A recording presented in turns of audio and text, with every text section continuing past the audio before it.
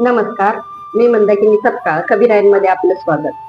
आजच्या युगात आंतरिक सौंदर्यापेक्षा बाह्य सौंदर्याला जास्त महत्व दिलं जातं. आपण कसे आहोत यापेक्षा आपण कसे दिसतो यावर जास्त लोकांचा भर असतो.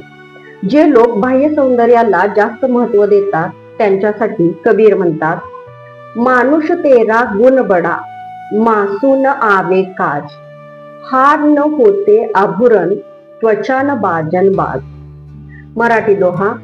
मानवा तुझे गुण मोठे, मांस नाही कामाचे, हाडाची न होती आभूषणे, त्वचेची न होती वाद्ये.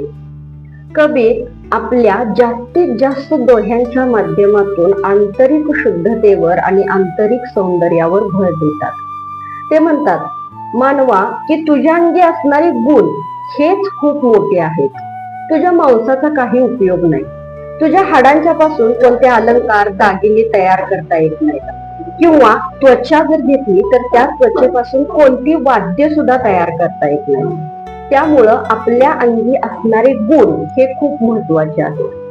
कोणत्याही वयाची व्यक्ती असो, त्या व्यक्तीने जर आपल्या स्वतःच्या आत चांगल्या गुणांची गुंतवणूक केली तर ही गुंतवणूक व्याजासहित त्याला भविष्यात उपयोगी पडू शकते. म्हणून नेहमी चांगल्या गुणांच्या वर भर द्यावा, चांगले गुण अंगी जोपासावेत.